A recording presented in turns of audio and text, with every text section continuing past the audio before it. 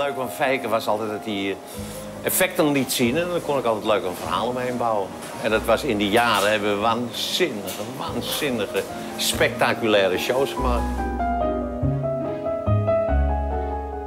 Fijke has got a very nice way to direct you without him knowing that he directs you, though. Echt een vernieuwer en een pionier voor het poppenspel in Nederland.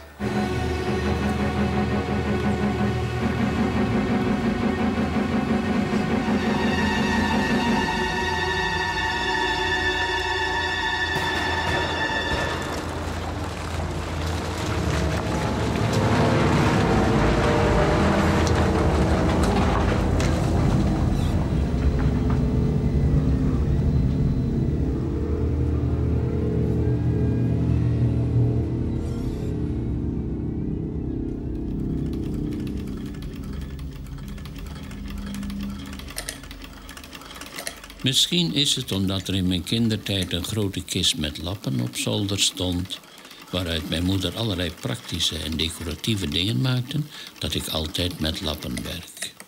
Het is het materiaal waarmee ik vertrouwd ben. Er zijn lappen die meteen al ergens aan doen denken. Restanten met een toevallige vorm wachten soms op een kleine ingreep om pop te zijn.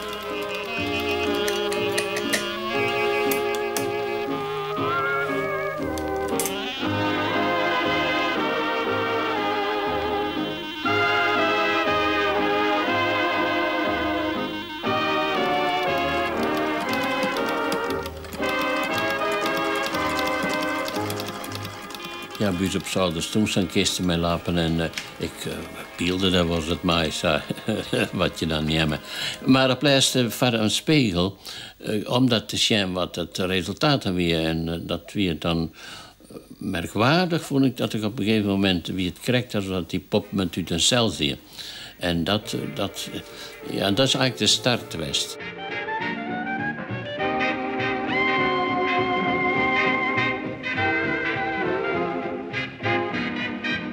Dat weer onder een schoonwinkel. En die man die heette Riepkema. En die was een amateur, googler. En dan hier er zijn naam omdraait en je had er aanmerkt Pier, Great Magic Show. En die kelder onder zijn winkel, daar had er toen dat poppentheater, Poesje en Elle kelder, die had er toen in zat. Dat wij 2 oranje lampions zetten. Hier kunnen zetten. En ja, dat is dat saai. Ik maak de dingen dan spontaan een beetje. En ja, ach. Maar dat zie je eigenlijk zo'n andere kant van mij, hoor, die interessant het weer. En vooral in de eerste jaren, zo na de oorlog, weer ik in Friesland, ik nog zo. En dat had van mij, hoe zo belangrijk was, soms ik daar erg in hier, omdat er weer eigenlijk de mensen woonden alles wat na die oorlog weer verschrikkelijk. En er weer een culturele honger, zeg ik maar zeggen, het koer niks. Dus ik op het dorpen, het weer altijd vol. Als beginnend artiest, daar kan je mooi op oefenen, want ja, je moet er niet mensen. Ze moeten al je laatjes erdoor, daar gaat het om. Ik voel mij een echte poppenspeler en wel een klassieke. Maar de grenzen van het poppenspel zijn mij te nauw. Mijn dingen zijn meer afgeleid van schilderijen dan dat ze poppen zijn. In plaats van poppen, bewegende lappen. In plaats van dialogen, kleuren. Muziek in plaats van een plot. Het is eigenlijk een eregalerij, zou je kunnen zeggen, van het Nederlands theater. Nou, de achtergrond is eigenlijk dat het vak van iemand die in het theater werkt per definitie heel tijdelijk is. Hè? Als de voorstelling afgelopen is, dan is het voorbij. Kijk, een filmster, daar heb je nog de films. Maar van een acteur blijft niets over na de voorstelling. En om die mensen er toch in leven te houden en ervoor te zorgen dat ze niet vergeten worden. Hè, die mensen die belangrijk zijn geweest voor Nederland, voor het theater in Nederland, vonden wij het goed idee om eigenlijk een soort digitale monumenten voor hen op te richten. Nou, hier, als jullie dat geïnteresseerd zijn, heb ik allerlei foto's uit de kindertijd zelfs en zo. Even kijken wat ik... ja, ik weet eigenlijk niet wat... Oh, dat is dan echt uit die tijd. Dat is mijn moeder. En mijn moeder die... Wat in dit doosje zit... Dat is allemaal verzameld door mijn moeder later. Uit de recensies en zo. Uit de Friese en niet-Friese kranten, bij wijze van spreken. Dat was wel weer een ontdekking dat ik dat... want ik wist nauwelijks dat het doosje bestond. En, maar ik zei eventjes... De boerderij, dat vind ik zo mooi. De boerderij waar ik geboren ben ook. En waar was die? Dat was bij IJsbrechten, bij Sneek. En daar heeft zijn jeugd mee zich afgespeeld. Oh ja, dit is... Ja, mooi. Dit zijn mijn zussen.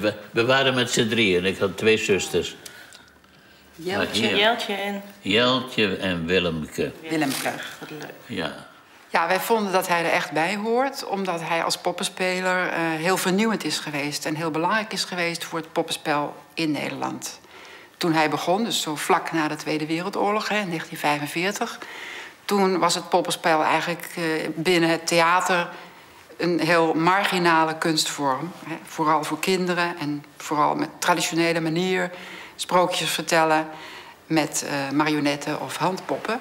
En hij heeft vanaf het begin eigenlijk altijd gezocht naar de essentie van het poppenspel. Wat is nou zo wezenlijk aan een pop?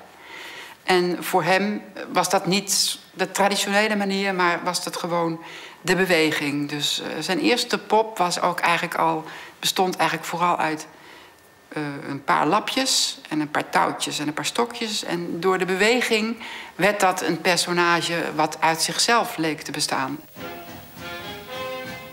Een pop komt tot leven door de beweging. Het is dus zinvol zijn vorm en zijn techniek op die beweging af te stemmen.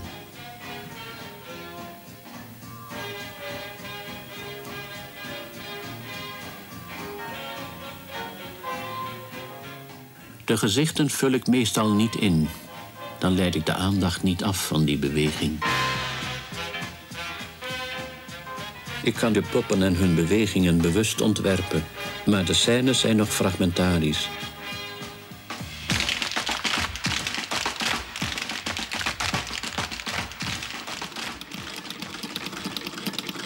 Het gaat natuurlijk om de illusie. De mensen hebben allerlei ideeën en fantasieën die ze soms net weten. En daar kan je gewoon appelleren. En die poppen ben ik alleen nog maar geschikt, vind ik, om dat op te roepen. Ik wil maar zeggen, ze zijn altijd essentieel. Want een pop, ik ken bijvoorbeeld, ik zo'n vrouw maken die Heendal met haar jerben in de loft stiert, omdat ze in paniek is. En dan kan ze alleen maar in paniek wezen, maar ze kan wel in die situatie op een groep iemand kon gaan en voortdraven en waarom komen en maar de hol op een groen slaan. Het kan al hier in diezelfde stemming. Dat zijn dus variaties op het thema wat zet. Ze kan nooit boeten haar thema op. Dit is inderdaad, het is een sjaal. Ze is zo plat als ik weet niet wat, maar dat is even van een sjaal net zo slim. En, maar dit weer zo'n mooie lappen dat ik dacht, dat moet wat mathematisch zijn. En die heb ik al jaren, dat is het nu weer eigenlijk. Ik heb hem gekregen. En ik lag onder in de kisten en een paar weken voel ik hem weer, want het was nee. En dat is misschien ook wel een reden dat ik het hier wat rommelig heb, want ik moet net doorzichtelijk wezen, want dan moet ik wat verrassing wezen. Dat vind ik.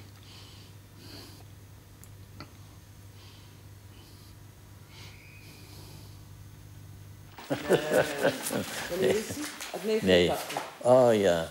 Volgens mij is de ster van Funhouse. Ja, nou, Funhouse heeft een grote rol. Dat is misschien wel interessant om te vertellen. Ja, Funhouse, dat is fantastisch. Daardoor heb ik een veel groter publiek gehad dan ik anders zou trekken. Omdat de mensen niet... Ze kwamen niet om mij, ze kwamen om het geheel, omdat dat Funhouse was toen een programma van Rob dat insloeg als een bom. En ik was daarbij. Ik deed die effecten dan voor...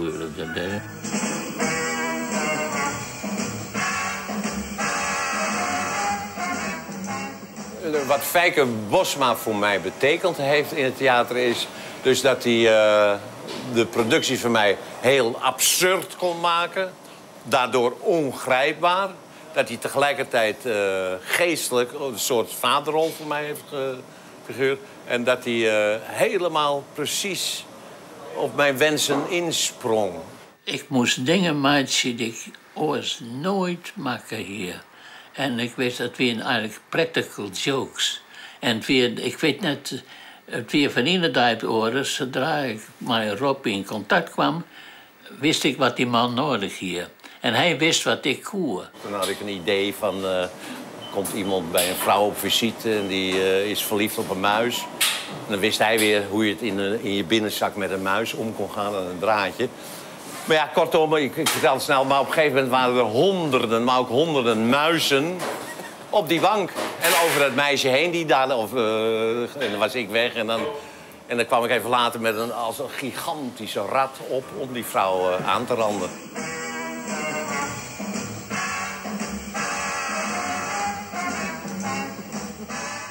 Het eerste jaar woer het net zo tegen, daar zitten er net zo volle mensen. Maar het begon op een gegeven moment, kwam erin in. We hebben al jaar uitverkocht, altijd uitverkocht. Het vonden we al gewoon op lijst. Met die man kon ik echt unieke dingen, echt ongeziene unieke dingen. Want hij heeft ook wel eens met, hoe heet die vrouw ook weer? Silly Wang gewerkt, maar dan was het aanvullen van een bloempje erbij. Maar dit was rare humor. Mijn hand als patetbakker werd ik met mijn hand in de kokende vet, weet je. En het was heel realistisch. En dan deed hij er weer een stuk rubber overheen met rood erop, weet je. En dan kom ik er zo met zo'n rood stompie, weet je. Ja, het is dan weer een heel grof. Maar allemaal die rare effecten kleefden met Feike aan mijn shows. Dat soort dingen. Wij pasten hoesten bij elkaar. Dat veelde ik. En theoretisch een onmogelijke combinatie. Maar praktisch koert net mis. Dat vulde elkaar juist zo fantastisch aan, hè? Dat hele gevoelige van hem. En dat botte van mij, soms dat grove. Funas bestond uit mensen die eigenlijk net bij elkaar pasten. En twee had ik zo'n een rommeltje bij elkaar. Maar dat wie het correct. En dat kon je niet gemist worden. Feike deed alles, hè? Als het maar... Hij kon zich ook gedienstig opstellen. En dan had ik bijvoorbeeld een scène en dan was ik in een restaurant. En dan zat ik allemaal te eten. En dan zat hij met een hond onder tafel en die vrat alles op. Weet je, en op een gegeven moment zat hij te likken, ja, enzovoort. Maar dat er voorstellingen waar ik hem amper zag... dan zat hij altijd onder dingen, onder tafeltjes, onder stoeltjes, onder dit. En ik gaf hem trappen of ik zei... Tst. En dat is fijn. Dus dat je hem niet zag, alleen tst, tst. Ongehoord. Terwijl het ook een hele ijle en fanatieke man is. Hè? Onderschat dat niet. Hè? Hij heeft een bescheidenheid, maar hij wil het volledig vullen. Hè? Helemaal pakken. Hij heeft een grote spontaniteit. Hè? En, die ik dan net heb. Ik weet altijd, dat zit ik in. Ik ben een poppenspeler, dus dat is heel indirect. En dat is ik wat in mijn denken sta. Maar ik vond het ook zo fijn om daarover te theoretiseren. En nou ja, ach ja. Kijk, Rob, ja, ik las weer een Chinees boek. En toen was... Zo kwam hij vaak naar me toe met dit soort merkwaardige dingen. Er was een Chinees, die sliep altijd rechtop. En zo, dus ik denk, hé, verrek. En toen hebben we een rechtop scène gemaakt in een bed. Fabelachtig. Met een vloertje, met een kat. En gewoon eigenlijk ik zat in het bed en met een vrouw en die wilde met me... je kent het allemaal. Maar ik was alleen maar geïnteresseerd in afruk en met die kat gaan, weet je. En dat was zo te gek. Dus alles ging naar die grond toe. En dat wist hij altijd fantastisch ook om te doen. En dan ging ze droomelijk weg. En dan kwam ineens weer met trucken, met lagen. Rudolf Valentino weer eventjes, weet je. En op een gegeven moment dat ze wakker werd in een wilde pakken, lag ik er weer met mijn slaapkop, weet je. Maar ja, op is het op, hè. Want dan had elke keer dat wilden ze een keer zien en ze weten de soorten humor. En dan remt het publiek wel, ja, ze weten het wel. En dan zag je het dan. Toen is Rob nog van de televisie, hij had een soort die en toen in die serie en toen heette er Boy Bensdorp, dacht ik, hè, ja. Dus, maar dat hier ik net met mijn maatje. En ik ben toen wel wat doorgegaan. Jij hebt toch koffie besteld? Duidelijk! Ach ja, Maar wat doet een meme-speler in een... Wat? Wat doet een meme-speler in Ja, nou ja, gewoon, het is eigenlijk heel simpel. Ik ben 65-plusser. En ik heb echt geleefd, dus nooit aan geld gedacht. En ik heb een dure huishouding. Dus ja, dit is 3 ochtendjes per week. Een beetje ter aanvulling van mijn AOW enzovoort. En op zich houdt werk, ja, gewoon je... Het is nooit slecht voor de geest. Dus het houdt je toch wel een beetje bij de les en zo. En anders zit je maar een beetje achter de graniums of zo. Of kijken of je nog wat met een popje kan doen. Toch? Ik ga wel zo'n soort pop maken. Maar ik denk, toen lag je op een gegeven moment... Ik kwam thuis en toen lag die lappen die lagen hier op de tafel. Krijg dat ze nou binnen. En dat groene. En dat had zo'n mooie combinatie. Dat had een spanning. En toen dacht ik, ja... Daar zou ik eigenlijk wat mee doen moeten.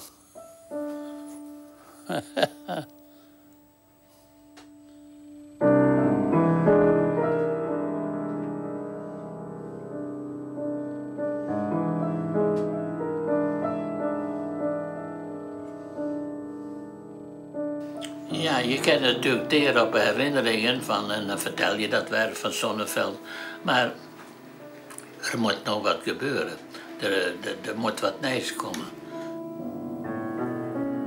Wat Fijke graag wil uitproberen en wat ik ook heel interessant vind... is wat hij hier nog, binnen ons huis, dus zonder naar het theater te gaan... om een voorstelling te geven... wat je aan illusie kan opwekken met lappen. Door minimale bewegingen, door eigenlijk schilderijen te maken... of bewegende schilderijen. En ik probeer dat dan op een hele simpele manier... met een heel simpel cameraatje op te nemen. En dan kijken we terug op het televisietje van hoe ziet het eruit. En zo zijn we dan aan het spelen totdat er wat moois ontstaat. Henny, ja. Oh, die ken ik al zo lang. Die is als Famke van Heerenvaartje. Dus een keer bij me kwam er hier zijn poppen maken. En zei ja, het is net zo vol, maar ik kan hem snellen. En ik vond het wel aardig. En ze had altijd als assistente mij West. En ze is door mij eigenlijk in het theatervak gekomen. Ik was poppen gaan maken, een klein beetje, en ben contact op gaan nemen met verschillende poppenspelers. En bij Fijke ben ik blijven hangen. Dat was gewoon leuk en dat was een leuke ontmoeting. En ik kreeg ook opdrachten van Fijke. Dus dan was ik hier geweest en dan moest ik iets laten zien. Dat vond ik heel griezelig. En dan vertelde hij wat er eventueel goed aan was en wat er minder goed aan was. En dan stuurde hij me met een opdracht naar huis. Bijvoorbeeld, dan kom je over 3 weken weer. Dat is een opdracht die ik nooit zal vergeten. Dan kom je over 3 weken terug. En dan heb je 2 poppen gemaakt. En die bestaan allebei uit 1 lap en maximaal 3 draden. 1 is geluk en het andere is verdriet. Oké. Okay. Het zijn hele moeilijke woorden. Maar dat was wel heel fascinerend om te doen.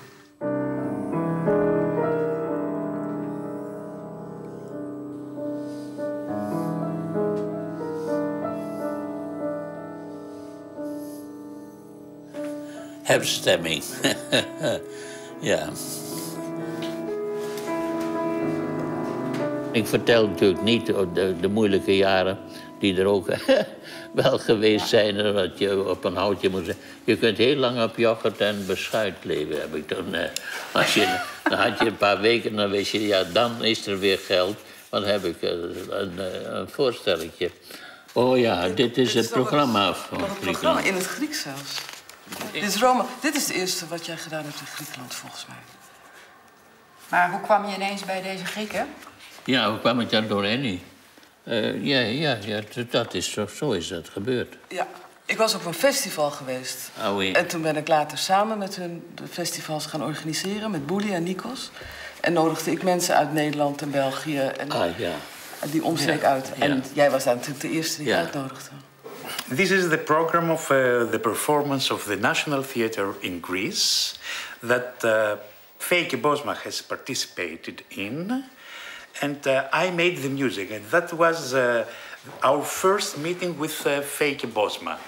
We first met there in Athens, and it was in 1987. And that was our first collaboration.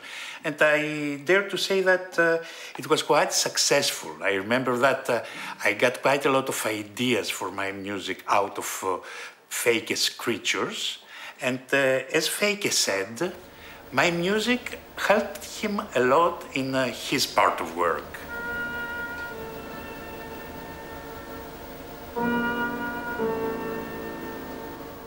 Dat eruit. Ik denk wel eens het beste stukje wat ik ooit maak, hè? Omdat het zo simpel weer.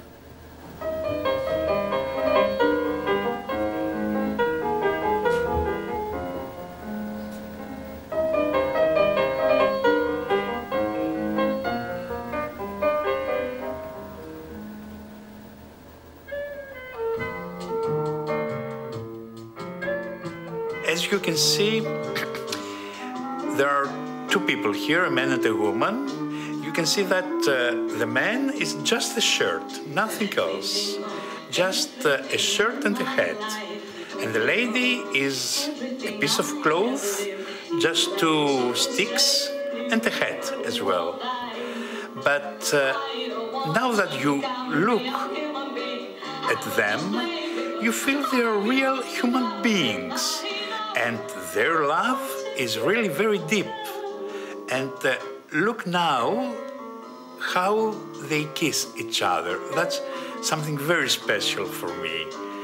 Look, and it's nice that the music gets the saxophone and the clarinet together now. And they kiss each other. That's very, it's a scene that I really like very much, yeah. I don't want to become a real human being. I will just play with them. I belong to clouds and I know I'm such a beautiful girl. De eerste keer dat we dus spelen, en vanaf de eerste 4 minuten dat ik die popmuziek deed, weer het publiek zo enthousiast. En die vonden het correct op die wijze mooi, als ik het zelfs mooi vond. En ik ga dat nog nooit meemaken.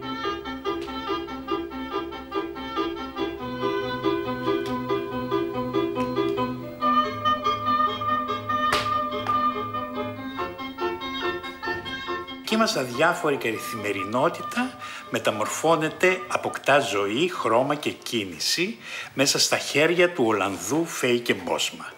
Δίνει πνοή σε άψυχα αντικείμενα, χρησιμοποιώντας τη μαγεία του θεάτρου και την τέχνη της μαριονέτας. He's speaking about what he's having in mind in such a nice way that gives you a lot of ideas while you are listening to Feike speech. And I think that I have learned a lot from Feike.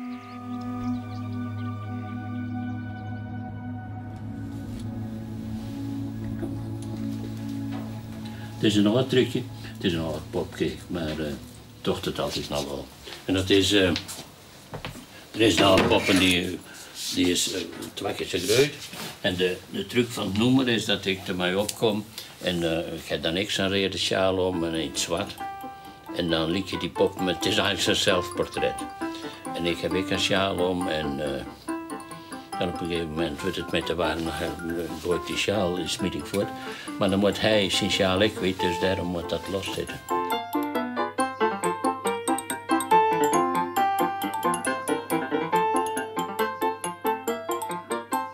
Gaan we die bekijken? Ja. Oh la la. Nou, dit is de eerste pagina al, eigenlijk. Ja. Kun je het zo zien? Vallen we meteen de deur in huis? Dit is eigenlijk de titelpagina, zou je kunnen zeggen, waar je als eerste komt. Ja. Deze moderne technieken, die groeien zo gauw op de pet, bij wijze van spreken. Maar ja, het is natuurlijk geweldig. Maar het is altijd een dubbel gevoel. Aan de ene kant is het natuurlijk geweldig dat er zo'n publiciteit en worldwide, de hele wereld door kan dat. Maar aan de andere kant denk je, ja, wat hebben ze ermee te maken?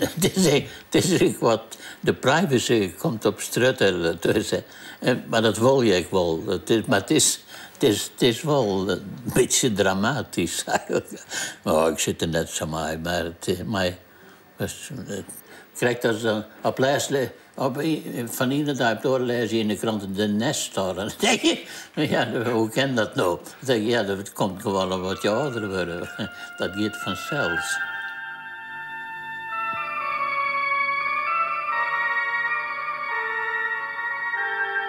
In de poppenkast is dat een prachtig moment. Dat die poppen, die hebben dan een klap gekregen van Jan Klaassen of zo.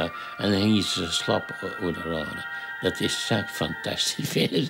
Dat is echt zo komiek, maar het is zo. En dan wriemelt die houden van die speelden er weer in. En dan willen ze wel leven. En dan gaat het verder wat ze dan doen. Maar dat is eigenlijk het grootste dramatische moment. Dat je het op die manier hebt. Ja. Wat ze dan verder zeggen, is alweer, dat komt er nou bij, maar dit is dan de hoofdzaak dat ze dan van leven in de en waarom? Dat is natuurlijk de grap, dat het kan vice versa. Een is geen de en leven is geen leven in de poppenkast.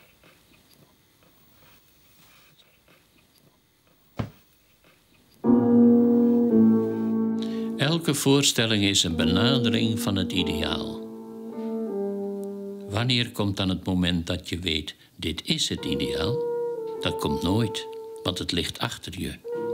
Heb je je ontdaan van alle ballast en kom je tot een zekere essentie, dan zie je dat je eerste marionetje van lang geleden, dat zoveel beloftes inhield, onbereikbaar is geworden. Wat je ook gevonden hebt, onderweg heb je je naïviteit verloren. En dat was je grootste kracht. Je kunt niet terug en je bent op weg naar het onbereikbare.